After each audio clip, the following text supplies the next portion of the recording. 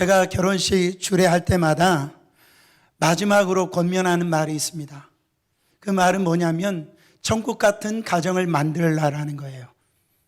가정이 천국이 될 수도 있고 지옥이 될 수가 있다라는 거죠. 그것은 우리의 선택이라는 겁니다. 사랑하는 성도 여러분, 우리의 가정은 지금 천국과 같은 가정입니까? 아니면 지옥과 같은 가정입니까? 큰 소리로 대답하지 마시길 바랍니다. 자, 다들 선물 좋아하시죠? 선물 안 좋아하시는 분이 없죠. 하나님께서 우리에게 가장 큰 선물로 주신 것이 바로 가정입니다. 그래서 하나님께서 창세기에 에덴 동산에서 가정을 만드시고 요한계시록에 어린 양의 혼인잔치로 이 가정을 통하여서 이 말씀이 맞춰지는 걸 볼 수가 있어요. 너무나 소중하기 때문에 그런 것입니다. 이 가정은 하나님이 우리에게 주신 최고의 선물인 줄 믿으시길 바랍니다. 그런데 이상하게도 이 선물로 주신 이 가정이 행복한 가정은 그리 많지 않습니다. 도리어 부모 때문에 힘들어하고 자식 때문에 힘들어하는 걸 볼 수가 있어요. 목회를 하다 보면 대부분 이 모든 문제 중에 큰 문제는 가정 문제입니다. 그래서 안타까운 것은 다 예수를 믿는 가정임에도 불구하고 이 가정이 병들고 깨지고 관계가 서로 이 회복되지 못한 채 그렇게 살아가고 있는 이 가정들이 너무 많다라는 거죠. 그렇다면 우리가 예수 믿는 유익이 어디 있냐라는 거죠. 왜 그렇게 살게 되었을까요? 사랑하는 성도 여러분, 누가 이 가정을 병들게 했어요? 창세기 1장에 보면 하나님께서 천지 창조를 하시고 만물을 지으실 때 다 좋았더라 그렇게 얘기했어요. 근데 하나님께서 마지막 날에 이 남자와 여자 이 가정을 만드시고 심히 좋았더라 그러셨습니다. 근데 어떻게 됐습니까? 창세기 이 3장으로 가보면 이 아담과 하와가 선하게 알게 되어지는 나무를 따먹고 말미암아 이 죄가 들어옴으로 타락하는 사건이 나오게 되어졌죠. 마귀에게 속아서 바로 하나님의 말씀을 버리고 이 세상적인 가치관, 다시 말하면 보암직하고 먹음직하고 탐스럽게 할 만한 그런 이 세상의 것들을 이렇게 추구하게 되어졌어요. 누구에게 속아서요? 마귀에게 속아서. 그래서 마귀의 그 유혹 앞에 하나님이 주신 이 선물과 같은 가정들이 깨어지기 시작했다라는 거죠. 근데 문제는 이 악한 마귀가 그 아담과 하와만 유혹한 것이 아니라 지금 믿음의 가정들을 공격하고 이 무너뜨리고 있다라는 거죠. 마지막 때에 이 마귀가 무너뜨리려고 하는 곳은 어디냐면 철저히 가정입니다. 그래서 이 가정에서 일어나고 있는 이 일들에 대해서 우리가 영적인 이유를 알아야 된다라는 거죠. 부부싸움을 오래 지속하게 만들고 형제들 가운데 불화가 이 오랫동안 되어진다라고 한다면 시어머니하고 며느리 사이가 바로 서로 상처를 주고받고 지금 살고 있다고 한다면 그것은요 문제의 깊은 뿌리는 영적인 데 있다라는 거예요. 그거에 우리가 속으면 안 된다라는 거죠. 가정의 불화의 영이 지금 역사하고 있다라는 거죠.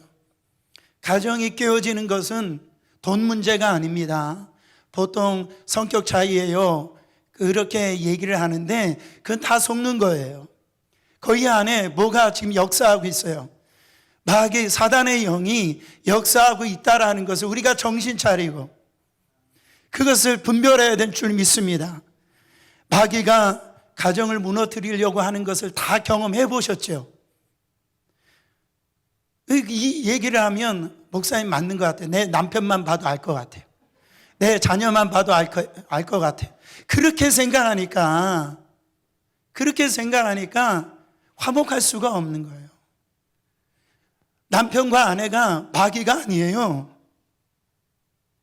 그 안에 역사하고 있는 마귀의 역사를 알아야 된다라는 거죠. 바로 우리 안에 정말 이 마귀가 역사하고 있는 분명한 증거는 뭐냐면 이기심입니다. 철저히 나만 생각하는 마음, 이 이기심, 그 부분에 있어서 우리가 다 지금 이 가정이 바로 분열되어지고 거기에서 이 행복해지지 못하고 있다라는 거예요. 여러분, 가정에서 화 많이 내시죠? 화. 안 내는 얼굴 하지 마세요. 가정에서 화 많이 내시잖아. 여러분, 직장에서 화 많이 내십니까? 만약에 직장에서 화를 많이 내시면 그 직장 잘릴 겁니다. 함부로 화낼 수 없어요. 근데 가정에서는 화를 잘 내는 이유가 뭐냐면 이게 내 거라고 생각하니까 그래요. 내 마음대로 안 되니까 그냥 있는 그대로 화를 내는 거예요. 화내니까 결국은 어떻게 됩니까? 상대방에게 상처를 줘요. 그 내 원래 본심은 아닌데 그렇게 분노를 표출함으로 말미암아 그 사람에게 이 상처라고 하는 비수를 꽂는다라는, 그래서 문제가 생기는 겁니다. 결국은 화목하지 못한 거예요. 예수를 믿는 이 1,500명 되어지는 중고등부 학생들에게 앙케이트 조사를 했습니다. 가정에서 제일 중요한 게 뭡니까? 질문했을 때 거의 60% 이상이 돈도 아니고 뭐 다른 어떤 것도 아니고 화목입니다. 그렇게 답변을 했어요. 어떤 가정이라고요? 예수 믿는 가정이 그 자녀들이 볼 때 그 집이 화목하는 것이 제일 중요하다, 그렇게 답변을 했다라는 거죠. 여러분, 우리 자녀들이 우리 가정을 볼 때 우리 가정은 화목한 가정이라고 그런 답변을 들을 수 있는 가정들이 있다고 한다면 여러분 정말 잘 살고 계시는 거예요. 여러분, 가수 이효리 씨 아시잖아요. 이효리 씨 한때 한국의 국민 요정이다 그래가지고 문 남성들이 다 좋아했는데 아마 여기에도 좋아하는 사람이 있을 거예요. 근데 이효리 씨가 어느 날 결혼을 한답니다. 그래가지고 깜짝 놀랐어요. 그래서 어떤 남자하고 결혼하는지 보니까 이상순 씨라고 하는 사람하고 결혼을 하는데 사람들마다, 저도 놀랐어요. 그 이상순 씨라고 하는 얼굴 보니까 저보다 못생겼어요. 근데 이 국민요정이라고 하는 이효리 씨가 그 남자하고 결혼한 거예요. 근데 그 인터뷰하는 거를 제가 지금도 잊지를 못해요. 왜 저 남자하고 결혼할 생각을 했습니까? 그랬더니 이 이효리 이 가수가 하는 말이 이상순 씨 그 가정이 너무 화목한 분위기라는 거예요. 자기 집은 명절 때만 되면은 그냥 맨날 싸우고 목소리가 항상 이 화목하지 못하는 가정인데 그 이상순 씨 집에 한번 가봤더니 너무 화목하더라는 거예요. 그것만 봐도 저 사람만 하고 결혼하면은 내가 괜찮겠구나, 그렇게 해가지고선 결혼을 했다라는 거죠. 여러분, 우리 민족은 예로부터 가정의 화목은 가정을 이루는데 가장 핵심적인 요소이자 사회적인 근본으로 중시되었다라는 거죠. 자, 옆 사람에게 그렇게 한번 질문해 보세요. 집사님의 집은, 당신의 집은 정말 화목하십니까? 한번 물어보세요. 저는 정말 우리 성도님들의 가정이 화목하길 바랍니다.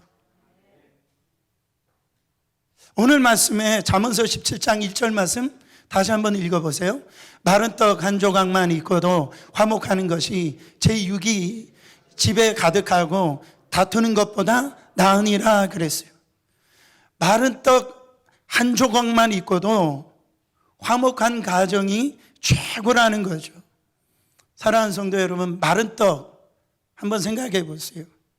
여러분, 이 떡을 보면 금방 찐 떡이 맛있습니까? 아니면 마른 떡이 맛있습니까? 금방 이 모락모락난 그 김이 나는 떡이 맛있죠. 오래 지나가지고 딱딱한 떡 맛없지 않아요. 잘 사는 집들은 금방 정말 금방 진 떡을 먹을 수 있지만은 가난한 집들은 그 떡을 오래 먹기 위해서 지나다 보니까 그 떡이 마른 거예요. 성경은 뭔 말씀을 하냐면 지금 얼마나 가난한 집이냐라는 거예요. 근데 이 가난한 집의 마른 떡 한 조각도 화목하고 즐겁고 행복하게 먹으면 그 집이 더 좋다라는 겁니다. 만약에 부잣집에 제육이 집에 가득하고도 다툰다라고 한다면 그건 불행한 집이라고 얘기하는 거예요. 여러분, 제육하면 뭐가 생각나세요? 보통 이 제육하면 제육볶음이 생각나잖아요. 제육볶음. 제가 그랬어요. 제육볶음은 뭡니까? 이 돼지고기를 볶은 것이 이 제육볶음인데 거기다가 쌈을 딱 대가지고 이 제육을 올려놓고 먹으면 참 맛있단 말이죠. 근데 오늘 성경에 이 제육은 그런 의미가 아닙니다. 여기서 사용되어진 제자는 제사 제자예요. 이 제사를 치르는데 놓인 그 모든 고기들을 제육이라고 합니다. 여러분, 제사상에 올리는 고기를요, 제일 좋은 고기를 제사상에다가 올립니다. 여기서 제사는 하나님 앞에 올려드리는 그 음식을 얘기를 합니다. 그리고 난 다음에 제사를 올려드리고 난 다음에 그것을 서로가 나눠 먹는 거죠. 그 잔치를 의미한다라는 겁니다. 잔치 음식, 아주 제사 드리는데 다양한 좋은 음식이 반찬을 놓고도 화목하지 못하고 다투는 집, 그 집은 불행하다라는 거죠. 성경에서 이야기하고 있는 것이 이겁니다. 가난해도 화목한 가정이 제일 행복한 집인 줄 믿으시기를 바랍니다.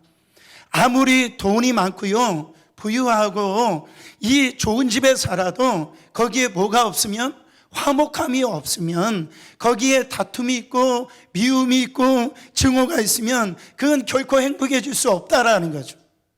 잠언서 15장 17절에도 채소를 먹으며 서로 사랑하는 것이 살찐 소를 먹으며 서로 미워하는 것보다 나으니라. 아멘. 여러분, 지금 채소값이 비싸다고 하지만은 고기값보단 비싸지 않죠? 그러니까 채소를 먹으며 서로 사랑하는 것이 살찐 소를 잡아서 먹으면서 미워하고 다투는 그런 것보다 훨씬 더 낫다라는 거죠. 성경은 지금 이 얘기를 하는 겁니다. 다시 한 번 더 말씀드릴 때 이 행복의 조건은 돈에 있는 게 아니다. 거기에 바로 행복의 조건은 화목이다 말이죠. 우리 옆 사람들에게 그렇게 이야기해 보세요. 행복의 조건은 바로 화목입니다. 그렇게. 우리가 가정의 화목을 위해서 기도해야 됩니다. 가정의 화목을 위해서 우리 모두는 노력을 해야 된다라는 거죠. 그냥 되어지지 않는다라는 거예요. 어떤 분들은 그래요. 목사님, 사랑하는데 이렇게 힘들 줄 몰랐어요. 그렇게 하더라고요. 여러분, 사랑하는 것만 힘듭니까? 직장 생활 하는 거 이렇게 힘들 줄 몰랐어요. 그렇잖아요. 공부하는 사람들, 공부하는 게 이렇게 힘들 줄 몰랐어요. 운동선수들 말이죠. 이 선수들 운동하는 게 이렇게 힘든 줄 몰랐어요.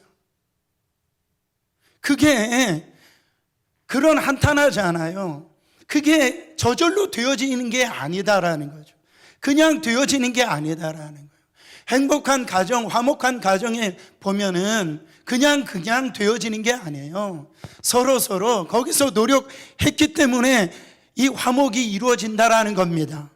저는 우리 사랑하는 성도들의 가정이 다른 어떤 것보다도 화목하기를 바라고, 저희 교회가 물론 많은 사람들이 오고 큰 교회 이런 것도 좋지만은 제일 중요한 게 화목한 교회가 되길 바랍니다. 그러려면 첫 번째, 예수님을 주인으로 모시고 살면 화목하게 되어진다라는 거예요. 여러분, 제 설교는 분명합니다. 예수님을 만나면 바로 변화가 되어진다라는 거예요.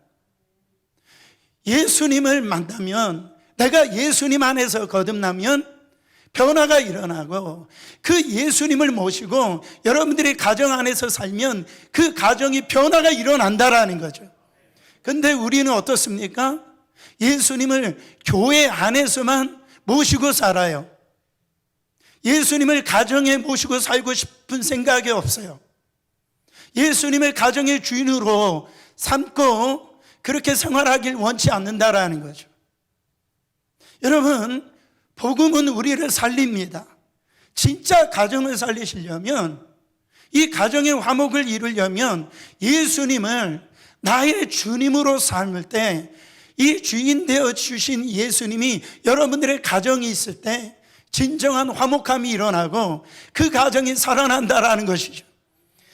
바로 왜 그렇습니까? 예수님은 화목의 주로 오셨기 때문에 그래요. 예수님은 바로 하나님과 우리 사이에 이 담이 있었는데 그 담을 허셔서 화목 제물이 되어 주셨고, 그리고 그 화목 제물 되어 주신 그 예수 그리스도를 통하여 우리를 통하여서 화목자로 삼아 주셨다라는 거죠. 로마서 5장 10절 말씀 한번 읽겠습니다. 곧 우리가 원수 되었을 때 그의 아들의 죽으심으로 말미암아 하나님과 화목하게 되었은즉, 화목하게 된 자로서는 더욱 그의 살아나심으로 말미암아 구원을 받을 것이니라. 왜 주님께서 저 십자가에서 죽으셔야 됐냐면, 예수님께서 십자가에서 달려 돌아가셨을 때 성소의 안에 있었던, 성소와 지성소 안에 있었던 그 휘장이 갈라지는 역사가 일어났다라네. 이제는 더 이상 하나님 앞에 나갈 때에 이제는 우리가 그 주님의 그 은혜로 말미암아 담대히 누구든지 나갈 수 있는 길이 열렸다. 이제는 우리는 원수된 자가 아니고 하나님 앞에 언제든지 나갈 수 있는 하나님의 자녀가 되어졌다. 그거를 위해서 전에는 우리가 하나님과 원수 되어졌단 말이죠. 이제는 하나님과 우리는 원수된 사람이 아니에요. 우리가 주님 앞에 나올 때에 꼭 하나님께서 뭔가 환한 얼굴로 우리를 맞으신다라고 그렇게 생각하지 마세요. 바로 이 탕자가 돌아왔을 때 그 아버지처럼 먼 데서 정말로 이 아버지 대목을 받고 떠나갔던 그 아들이 항상 기다리시는 그 아버지의 모습으로 우리를 정말 달려와서 끌어안고 입맞추시는 아버지이심을 기억하시기를 축원합니다. 여러분, 우리가 하나님 안에 있으면 바로 기쁨이, 이 즐거움이 생기게 되어지는 거예요. 5장 11절 보세요. 그뿐 아니라 이제 우리로 화목하게 하신 우리 주 예수 그리스도로 말미암아 하나님 안에서 또한 즐거워하느니라. 이제는 주님 안에서 우리가 기쁨으로, 즐거움으로 하나님 앞에 나갈 수 있는 것은 우리가 하나님하고 화목하게 되어졌기 때문에 그래요. 그래서 오늘 우리가 예배 드리는데도 하나님 앞에 기쁨으로 찬양할 수 있는 것은 그리스도 안에 있기 때문에 그렇다라는 거죠. 그래서 예수 안에서 우린 화목됐네, 하나님의 기쁨 함께 누릴 소망인 할렐루야. 어디 안에서? 예수 안에서. 이 놀라운 역사가 우리 안에 일어났다라는 거죠. 그뿐만 아니라 성경은 로마서 12장 18절에 할 수 있거든 너희로서는 모든 사람과 더불어 화평하라고 그랬습니다. 예수님을 구주로 믿으면 변화의 역사가 일어나는데, 어떤 변화가 일어나냐면 남과 싸우는 것이 싫어집니다. 그런 놀라운 변화가 일어나요. 다툼이 싫어진다라는 거예요. 화평케 하는 자로 변화가 되어진다라는 겁니다.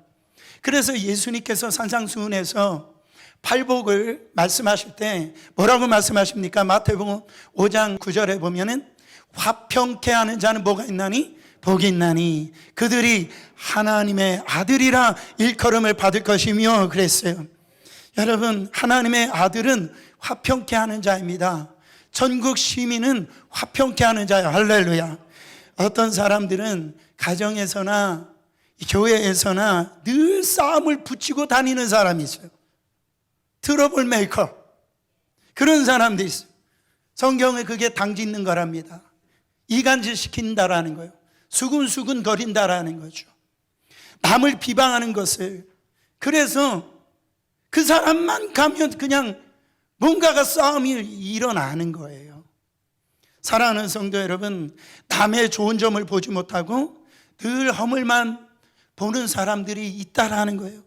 그래서 가는 곳곳마다 문제를 만들어내고, 그런 혹이라도 분들이 있다면 혹시 내가 하나님의 아들이 아닌가? 이렇게 한번 생각해 봐야 된다는 거예요. 왜요?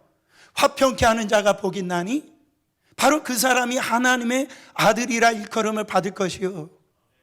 그러니까 여러분, 예수가 우리 안에 들어오면은 정말 어떤 길로 인도하냐면 화평케 하는 길로 인도한다라는 거예요. 고린도 교회는 성령의 역사가 강하게 역사했습니다. 거기 보면 병고침, 영분별, 예언, 하여튼 가지가지 역사가 많이 일어나는데, 신기하게도 고린도 교회는 싸움을 많이 하는 교회였어요. 사도 바울이 그 모습을 보고 성경 고린도 후서 5장 18절부터 20절에 이렇게 권면합니다. 모든 것이 하나님께로서 났으며 그가 그리스도로 말미암아 우리를 자기와 뭐하게 하시고 화목하게 하시고, 또 우리에게 화목하게 하는 뭐를 주셨답니까? 직분을 주셨으니, 19절, 곧 하나님께서 그리스도 안에 계시사 세상을 자기와 화목하게 하시며 그들의 죄를 그들에게 돌리지 아니하시고 화목하게 하는 말씀을 우리에게 부탁하셨느니라. 20절, 그러므로 우리가 누구를 대신하여? 그리스도를 대신하여 뭐가 되어? 사신이 되어 하나님이 우리를 통하여 너희를 권면하시는 것 같이 그리스도를 대신하여 강청하노니 너희는 하나님과 화목하라. 그랬습니다. 여러분, 사탄은요, 우리가 화목하는 것을 시기합니다. 사탄은 거짓말하는 자예요. 사탄이 이간질하는 자입니다. 사탄은 분열의 영이에요. 그래서 하나 되어지는 것, 화목되어지는 것을 사탄은 견디지 못하는 겁니다. 여러분, 성도들의 가정을 균열을 가장 좋아하는 것이 사탄밖에 없어요. 어떻게든지 분열시켜가지고 지옥처럼 살게 만들려고 하는 것이 사단의 전략이라는 거죠. 사랑하는 성도 여러분, 정말 싸우지 마시길 바랍니다. 조금 지나면 별거 아닙니다. 따라합니다. 조금 지나면 별거 아니다. 이런 이야기가 있어요. 메뚜기하고 하루살이하고 싸웠는데, 하루는 하루살이가 메뚜기한테 엄청 두들겨 맞았다는 거예요. 그래서 너무 화가 나가지고 이 하루살이가 1000명의 이 되는 친구를 데리고 와가지고 이 메뚜기를 공격하려고 싸움을 걸었는데, 메뚜기가 하는 말이 한마디 하더랍니다. 야, 하루살이야, 나 오늘 너무 피곤하니까 내일 싸우자 그랬대. 하루살이 말 그래도 하루살이는 하루살인 거예요. 여러분, 세상 싸우고 살 만큼 긴 시간이 아니다라는 거죠. 여러분, 우리 지금 하루살이 삶을 살고 있는 거예요. 그걸 아셔야 됩니다. 존 버년이, 철로 역정을 쓴 존 버년이 이런 얘기를 했어요. 이상하다. 이해할 수 없는 것이 하나 있다. 마귀와 더불어 대적해야 할 교회와 성도들이 자기들끼리 싸우는구나. 성도들이 마귀하고 싸워야 되는데 자기들끼리 싸우고 있는 것이 이상하다라는 거죠. 여러분, 정말 분쟁은 서로 죽이는 독약입니다. 싸우면은 내가 살 것 같아도 서로 죽는다라는 거죠. 나무는 그 열매를 보면 알 수 있다라고 그랬어요. 분쟁의 열매는 성령의 열매가 아닙니다. 우리를 화목케 하는 직분을 주어서 이 화목을 만드는 사람으로 우리를 하나님께서 불렀다라는 거예요. 트러블 메이커가 아니라 피스메이커로 우리를 부르셨다라는 거예요. 어디 안에서? 예수 그리스도 안에서. 여러분, 그러므로 우리가 가는 곳마다 정말로 분열이 있는 곳에 하나 되어지는 역사가 일어나고, 미움이 있는 곳에 거기에 있어서 사랑의 역사가 일어나고요, 싸움이 있는 곳에 정말 그곳에 있어서 바로 이 화평케 하는 직분을 우리 가운데 주셨을 때 거기에서 바로 빛으로 나오는 역사가 일어나기를 간절히 소원합니다. 따라합니다. 내 사명은 화목이다.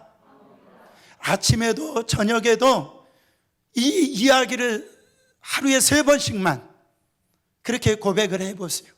내 사명은 뭐다? 화목이다. 그 직분을 주시기 위해서 하나님께서 우리를 불러주셨다라고 말씀하셨으니, 나는 예수 그리스도 안에서 나를 화목자로 불러주셨다. 그때 우리가 가는 곳곳마다 화평의 열매가 주렁주렁 맺을 줄 믿습니다. 두 번째로, 부모님을 잘 공경할 때 화목해진다라는 거예요. 어느 교회에서 이 어버이 주일이 되어지면은 이 자녀들하고 이 어른들하고 같이 예배 드리곤 하잖아요. 그때 이제 이 아이들에게 성경 봉독을 읽게 했다라는 거죠. 그때 이제 어느 주일에 이제 어버이 주일이 되어서 이 저학년 초등학교 1학년 애가 이제 성경 봉독하는 것을 이제 하게 되어졌는데, 그 어른들 앞에 있으니까 얼마나 떨리겠어요. 그렇죠? 얼마나 그냥 마음이 쿵탕쿵탕 하겠어요. 그래서 성경 말씀 늘 이제 어버이 주일에는 주 안에서 부모님을 공경해라, 이거를 읽는데 이 아이가 너무 그냥 막 떨다가 뭐라고 봉독을 했냐면, 주 안에서 부모님을 공격해라, 그렇게 봉독을 했다라는 거예요. 사랑하는 성도 여러분, 혹시 부모님을 공경하라는 이 말씀을 잘못 알아듣고 부모님을 공격하는 분들이 계십니까? 자꾸요, 기회만 되면 부모님을 비난하고 이 부모님의 이 허물을 드러내는 분들이 있다라는 거죠. 내가 이렇게 된 것은, 우리 집안이 망하게 된 것은 부모 잘못이야. 내가 이 모양 이 꼴로 산 것은 우리 부모 책임이야. 자꾸요, 이 부모를 원망하는 자녀들이 있다라는 거예요. 공격하는 거예요. 비난하는 겁니다. 이거 잘못된 겁니다. 부모도 연약한 자이죠. 그렇죠? 하나님은 부모도 연약한 인간임을 알고 계세요. 그럼에도 불구하고 부모님을 뭐해라? 공경해라. 그렇게 말씀하고 있어요. 여러분, 성경에 노아는 의인 중에 의인입니다. 그래서 이 세상이 다 물로 심판받을 때 그 노아의 가정만 그 심판에서 살아남습니다. 그리고 그 방주에서 나왔을 때 하나님께서 축복해 주셔서 그 농사를 짓는데 농사가 너무 잘 된 거예요. 포도밭이, 이 포도의 열매가 얼마나 주렁주렁 열렸는지, 이 노아가 그 포도송이를 가지고 이 술을 만들어서 너무 좋은 나머지 인사불성 될 정도로 술에 취해서 자기 옷을 갖다가 이 하체를 내어놓고선 그냥 이 자게 되어졌어요. 그걸 누가 봅니까? 함이라고 하는 이 아들이 어떻게 됩니까? 아버지를 갖다가 어떻게 이 아버지의 허물을 동네방네 그걸 가지고 이렇게 떠들고 다니는 거예요. 소문내는 겁니다. 그 결과 함은 어떻게 됩니까? 저주를 받아가지고 슬픈 민족이 되어지고 자기 자신도 슬픈 인생이 되어진 걸 보세요. 근데 거기에 여러분, 바로 부모의 허물을 이 덮어줄 줄 아는 셈과 그 야벳 보세요. 부모의 허물을 보지는 않습니다. 의도적으로 뒷걸음 쳐가지고 그 아비의 허물을 덮어줍니다. 사랑하는 성도 여러분, 부모가 완벽해서 부모를 공경하라고 성경에 쓰여지질 않았어요. 화목한 가정을 보면은 이 부모가 굉장히 훌륭한 부모여서 화목한 가정이 아니었어요. 그럼에도 불구하고 흠이 있고 실수가 있다 할지라도 부모를 공경하라고 말씀하고 있습니다. 말세의 특징이 나오는데 디모데 후서 3장 2절에 보면 말세에 이런 특징이 있습니다. 사람들이 자기를 사랑하며 돈을 사랑하며 자랑하며 교만하며 비방하며 뭐를 거역하며? 부모를 거역하며. 이 시대가 얼마나 말세입니까? 부모의 권위가 땅에 떨어지고, 정말로 부모 공경의 미풍이 점점 사라지는 걸 볼 수가 있어요. 에베소서 6장 1절부터 3절 말씀에 보면 자녀들아 주 안에서 너희 부모에게 순종하라. 이것이 옳으니라. 내 아버지와 어머니를 공경하라. 이것이 약속 있는 첫 계명이니 이로써 내가 잘되고 땅에서 장수하리라. 사랑하는 성도 여러분, 자녀들은 부모에게 순종하라고 명령하고 계심을 볼 수가 있어요. 이것이 약속 있는 첫 계명이라고 얘기했습니다. 정말 율법의 10가지 계명 중에 1부터 4계명까지는 하나님을 향한 계명이에요. 그러나 돌판, 두 번째 돌판 5계명부터 10계명의 첫 번째 그 약속의 계명이 뭐하라? 부모를 공경해라. 다른 말씀에서는 복이 나오질 않는데 만약에 이 약속 있는 이 첫 번째 계명만 제대로 너희들이 순종만 되어지면 네가 이 땅에 살아갈 때 잘 된다라는 거예요. 그리고 복을 받아서 생명이 길게 해주시겠다라는 거죠. 사랑하는 성도 여러분, 어떤 가정에 이런 일이 있었답니다. 우리가 부모를 공경을 하더라도 잘 공경해야 돼요. 부모를 공경해도 어떻게 공경해야 된다? 잘 공경해야 된다. 어떤 집안에 세 아들이 있었는데 어머니에게 뭘 해줄까 서로 의논을 했답니다. 그래서 이 첫째 아들은 돈이 많으니까 어머니, 제가 어머니를 위해서 큰 집을 지어줄게요. 그 아들이 있었으면 좋겠죠. 그래가지고 아주 큰 집을 크게 지었답니다. 두 번째 아들은 이 첫째 이 형보다도 이 어머니에게 해주고 싶은 마음이 있는데 뭘 해줄까? 그래서 좋은 차를 사줬대요. 그리고 기사가 딸린 그 좋은 차를 이렇게 사줬다라는 거예요. 그래서 어머니 어디 가든지 이 차 타시고 여행도 마음껏 하시고 그렇게 얘기했다라는 거예요. 셋째 아들은 우리 어머니가 성경을 종종 읽으시니까, 성경을 좋아하시니까 혹시 나이가 들어가지고 이 성경을 읽기가 어려울 수 있으니까 이 아들이 성경 66권을 다 외우는 앵무새를 선물해 줬대. 그래서 창세기 1장 1절 하면 태초에 천지를 창조하시니라. 그렇게 나오니까 얼마나 좋아요. 그래서 선물을 드렸다라는 거죠. 그래서 이 아들들이 어머니의 반응을 기다렸다라는 거예요. 엄마의 답장이 왔습니다.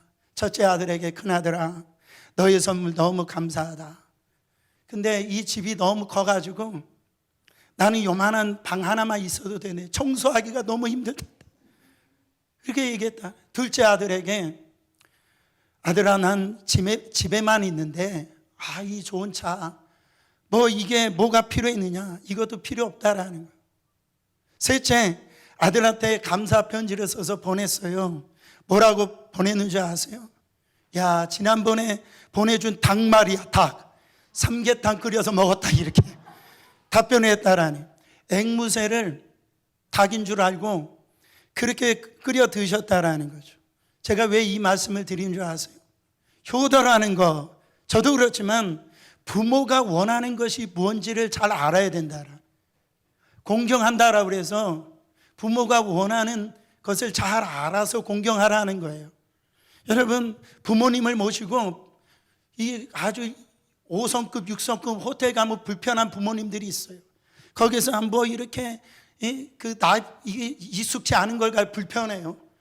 그냥 한국 냉면 먹고 이게 편할 수가 있다라는 거죠. 그렇잖아요? 부모님을 편안한 데 가서 이렇게 섬기는 게 부모가 뭘 지금 기뻐하는지, 그리고 잘 파악을 해가지고 그 마음을 알고 대접하는 게 중요하다라는 거예요. 연세가 높은 어머니에게 두 아들이 있었답니다. 큰 아들은 너무 잘 살고 정말 부족함이 없는 그 아들인데 이 둘째 아들은 큰 아들과 비교해서 가난한 아들이었대요. 큰 아들 집에 가면 잘 먹고 거기에서 그냥 편하게 있을 수 있는데, 어머니가 큰 아들을 마다하고 자꾸 작은 아들 집에서 살고 싶다라는 거예요. 그래서 나중에 알고 보니까 왜 어머니가 그 작은 아들 집에서 살기를 기뻐하는지, 이 어머니가 꼭 잘 때 그 어머니 등을 갖다가 이 작은 아들이 계속 긁어줬다라는 거예요. 그게 너무 좋아가지고 어머니는 작은 아들 집에 살기를 기뻐했다라는 거죠. 우리는요, 오늘 마더스데이를 맞이해서 우리가 생각을 해보세요. 다 지금 어머니들 계시고 또 어머니가 살아 계신 분들이 있는데, 부모가 큰 거 원하지 않잖아요. 그렇죠? 우리 아이들 어렸을 때 그냥 삐뚤빼뚤, 문장도 잘 안 맞는데 그냥 아빠 사랑해요, 엄마 사랑, 그냥 좋은 거예요. 그냥 행복한 거. 뭔가 부모가 대단한 걸 원하는 게 아니란 말이죠. 그렇지 않아요? 그래서 오늘 우리가 전화 한번 드리는 거, 그 마음을 좀 살펴보는 거, 부부끼리 싸우지 않는 거, 그거 하나만 있어도 부모님이 행복하다라는 거죠. 그렇지 않습니까? 아니, 돈을 많이 벌면 뭐합니까? 늘 그 들려오는 소식이 서로 치고받고 싸운다는 소식 듣고, 그냥 부모 자식 간에 서로 문제가 생기는 이 소리를 부모가 들으면 얼마나 마음 아프겠어요. 교회도 마찬가지입니다. 사랑하는 성도 여러분, 우리 안에 부모님을 당연히 즐겁게 해드려야 돼요. 우리 하나님을 즐겁게 해드려야 돼요. 우리 하나님께서 우리에게 큰 거 바라는 게 아닙니다. 여러분들을 향해서 큰 거 원하는 게 아니에요. 내 마음을 좀 알아달라는 거예요. 부모의 마음을 알아달라는 거예요. 우리가 신앙생활 잘해야 됩니다. 우리가 주님 섬기는 거 잘 섬겨야 돼요. 주님과 상관없이 우리가 예수를 믿을 수 있다라는 거죠. 부모를 공경하는 것도 마찬가지입니다. 우리는 절대 하나님의 사랑 잊어서는 안 됩니다. 부모님의 사랑 잊어서는 안 됩니다. 제가 설교를 준비하면서 심순덕 시인의 글을 읽게 되어졌어요. 거기 제목이 이렇습니다. 엄마는 그래도 되는 줄 알았습니다. 너무너무 감동을 받았어요. 제가 이 영상을 준비하면서도 같이 오버랩 되면서, 저희 어머니는 지금 돌아가셨지만은 어머니가 나를 정말 사랑하셨구나, 그 생각이 제 안에 밀려 들어왔어요. 하루 종일 밭에서 죽어라 힘들게 일해도 엄마는 그래도 되는 줄 알았습니다. 찬밥 한 덩어리로 대충 부뚜막에 앉아 점심을 때워도 엄마는 그래도 되는 줄 알았습니다. 한겨울 냇물에서 맨손으로 빨래를 방망질해도 엄마는 그래도 되는 줄 알았습니다. 배부르다 생각 없다 식구들 다 먹이고 굶어도 엄마는 그래도 되는 줄 알았습니다. 손톱이 깎을 수조차 없이 닳고 문드러져도 엄마는 그래도 되는 줄 알았습니다. 아버지가 화내고 자식들이 속썩여도 전혀 끄떡없는 엄마는 그래도 되는 줄 알았습니다. 돌아가신 외할머니가 보고 싶으시다고 그것이 그냥 넋두리인 줄만, 한밤중 자다가 깨어 방구석에서 한없이 소리 죽여 울던 어머니를 본 후로는 어머니는 그러면 안 되는 것이었습니다. 여러분, 정말 부모님을 공경하시는 여러분 되시기를 바랍니다. 부모님 공경하는 거 우리가 살아 계실 때 기쁘게 해드리시기를 바랍니다. 어떤 분들은요, 부모님 돌아가신 다음에 거기에서 제사상 크게 그냥 한들 그게 무슨 소용이 있어요? 그렇지 않아요? 잘 모시는 것, 그것이 축복이라는 거죠.